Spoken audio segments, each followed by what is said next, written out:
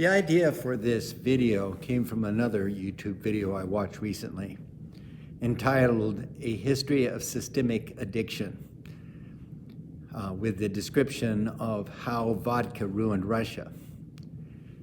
It was about how the czars acquired a monopoly over the distribution and production of vodka, and how they used this to make money off the backs of the peasants and the workers. The narrator used the term the commodification of misery to talk about what the czars were doing to the peasants and the workers. The term the commodification usually refers to giving a price to what is priceless, like say love. And of course, misery is not priceless in the positive sense, but it is priceless in the sense that we usually don't ascribe a monetary or commercial value to it. Because the czars and their lackeys relied on the misery of the peasants and workers to get them to buy even more vodka, this in effect gave misery a commercial value from the perspective of the czars. Now I know it seems like I'm implying that the czars and their lackeys intentionally set out to cause misery in the ranks of the workers and the peasants, but that's not really what I mean. Instead, what I mean is that through kind of a trial and error process, a process that was basically unconscious, that creating misery in the ranks of the workers and peasants became a part of the business plan in the production and sale of vodka. After watching and digesting this video, it occurred to me that the concept of the commodification of misery was a useful concept in describing some of the things that are going on today in our own economy.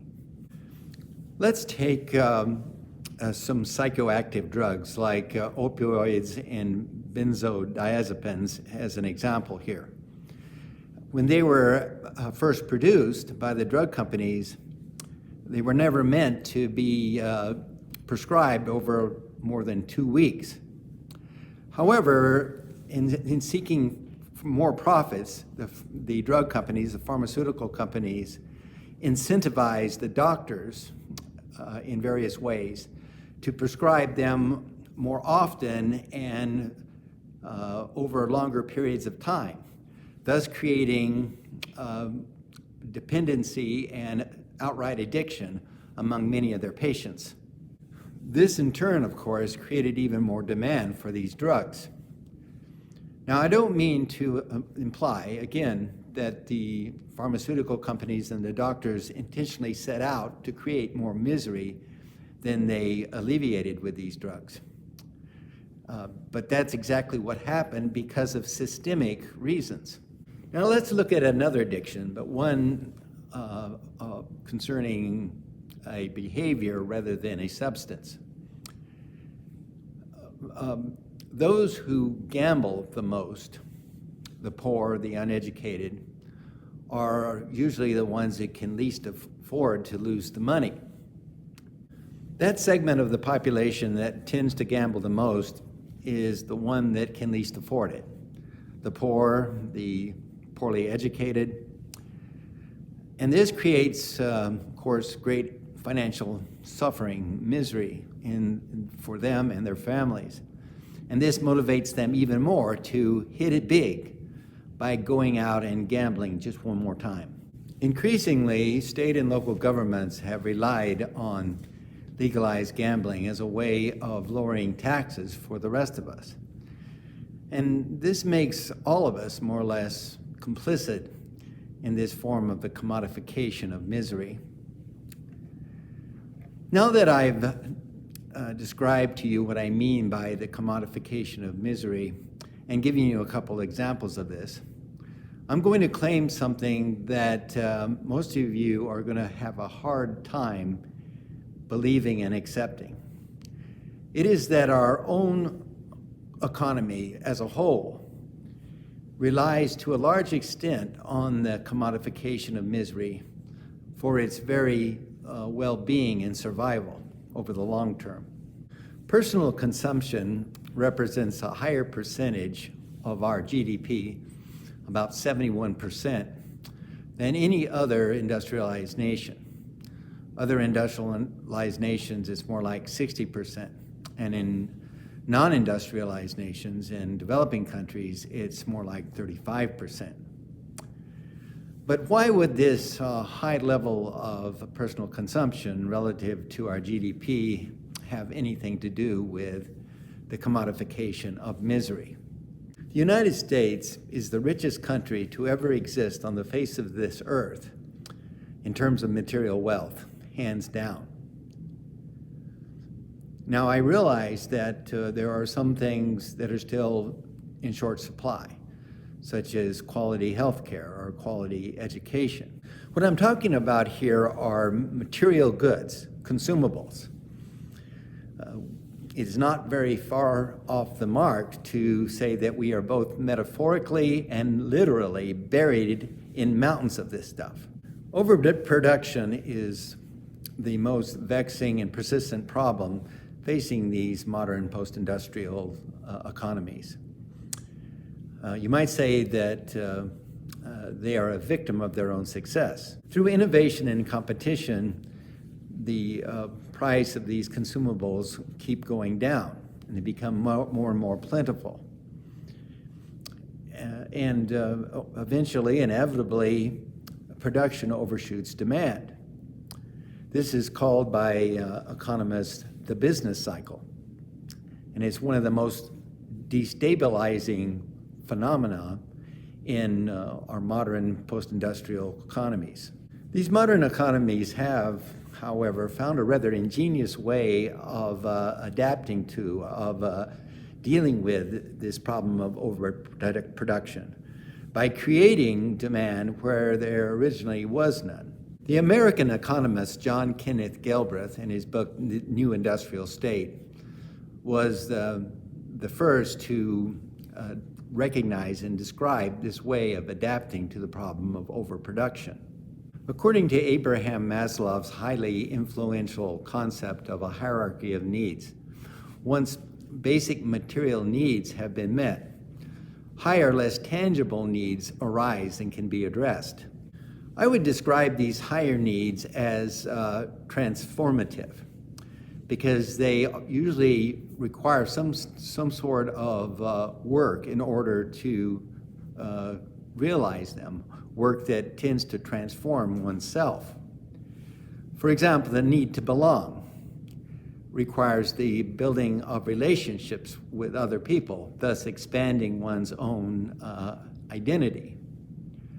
Or the need to express ourselves creatively requires the learning of a skill.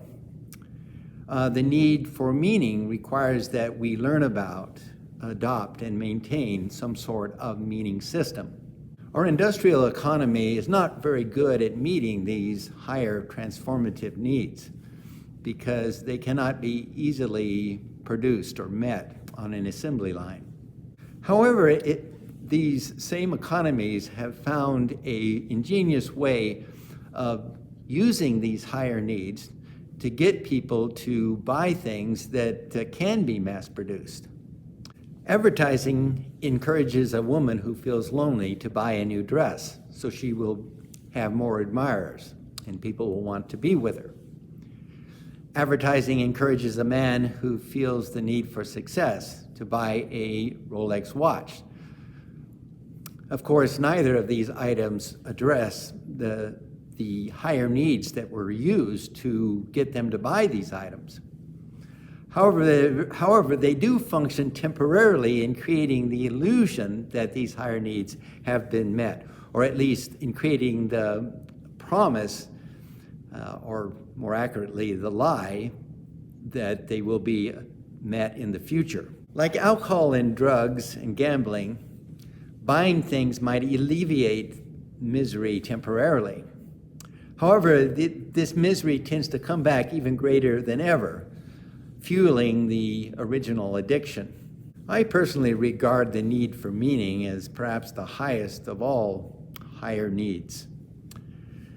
And this need is not being met very well in this age of secularism and non-affiliation. Some people absurdly and perversely look to the motto, "Whoever dies with the most toys wins," as a way of giving meaning to their lives. But of course, this is just thinly disguised nihilism. This trivialization of higher needs into lower needs in order to bolster our economy ensures that over the long haul, the higher needs of the general populace will not be met. And this in turn creates a profound sense of dissatisfaction and emptiness, of, in short, misery in the general populace. We do indeed live in a paradise of unprecedented wealth in terms of material possessions. But the price we pay is that we also live in an emotional and spiritual wasteland. If you doubt this, I would ask you the following question. Do you think the American people in general are basically satisfied and happy today? Now, I realize that this pandemic has caused a lot of emotional distress, anxiety, and depression. So let's talk pre-pandemic here. Do you believe that this, the most affluent society that ever exists on the face of the earth, has levels of happiness and satisfaction commensurate to that high level of material wealth? Well, let's look at some hard statistics. 35% of all those people who are 45 or older in our society report being chronically lonely. Since 1999, the suicide rate in our country has gone up 30%. And for teenagers, it's gone up 70%. Mental health has deteriorated in our country with higher rates of anxiety and depression being reported. And of course, there's also unprecedented levels of addiction to opioids and benzodiazepines and other psychiatric drugs. I realize that what I'm claiming here is hard to wrap one's head around, let alone believe. We are programmed to believe, as Bill Clinton said in his first campaign for president, it's all about the economy, stupid. Well, yes, Bill, it is about the economy. An economy that has as its basis and reason for being the commodification of misery, where most higher needs in our general populace continue to be unmet. And unmet in order to get them, to motivate them to buy more stuff they neither need nor really even want. The dominant political ideologies in our country, both on the right and the left, still are operating on the assumption that the problem is the scarcity of goods rather than their overabundance. Even the environmental movement in our country is operating on that assumption. They say that we, in order to save our biosphere, we have to stop living the good life. Well, folks, this is not the good life. No, we live in a purgatory of manufactured and commodified misery.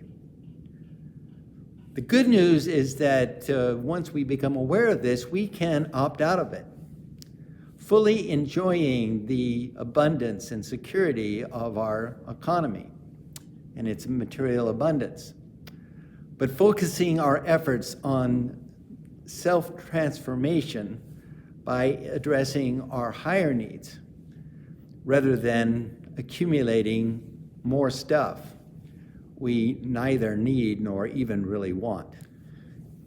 In this YouTube channel, I try to make videos where I present a perspective that you're not going to get anywhere else.